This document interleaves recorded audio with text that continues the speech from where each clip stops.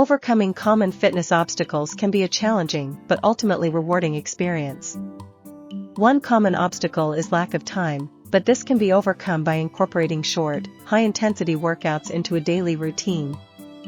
Another obstacle is lack of motivation, which can be addressed by setting specific, achievable goals and finding a workout buddy for accountability.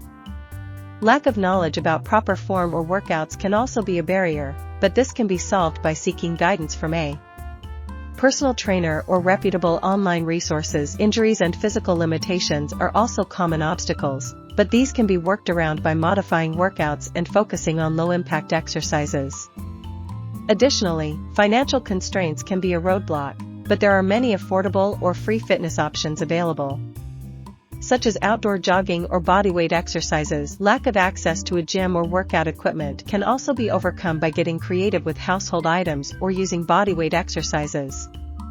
Finally, stress and mental health issues can hinder fitness progress, but these can be addressed through mindfulness practices and finding ways to make exercise an enjoyable part of a daily routine. By identifying and addressing these common obstacles, anyone can achieve their fitness goals and live a healthier, more active lifestyle.